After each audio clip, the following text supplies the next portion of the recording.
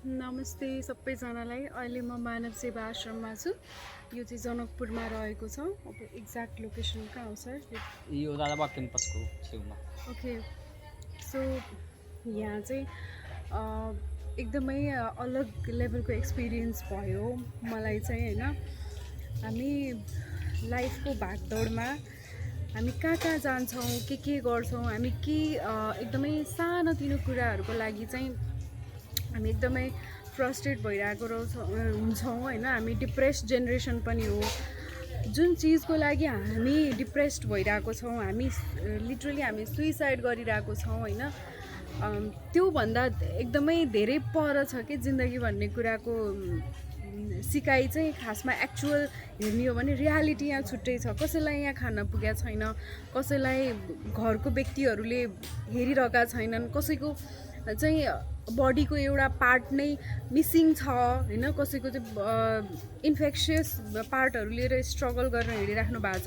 कोही हिँड्न सक्नुहुन्न। हामी जस्तो लाइफ त उहाँहरूको लागि ड्रिम हो कि, तर पनि हामी किन के को पछाडि हिँडिरहेको छौँ।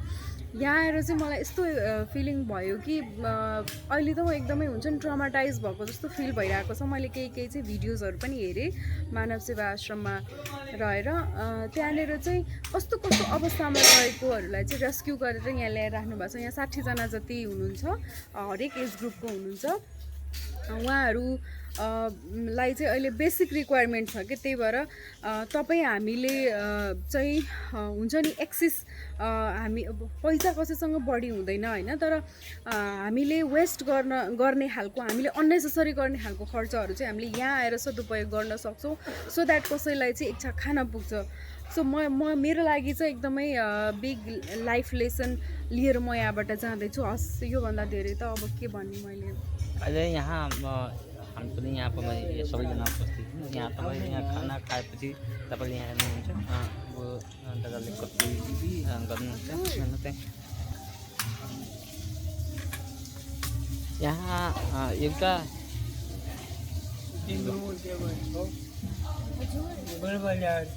बजार अहिले म जाँदैछु गोलबजार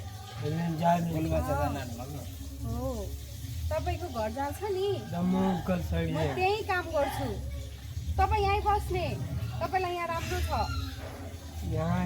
घरको मान्छे लिन आयो भने मात्रै अब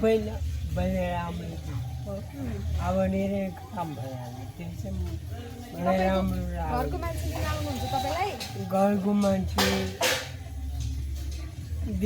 वार्ड अध्यक्ष उसलाई भनिदिने 15 नम्बरको वडा अध्यक्ष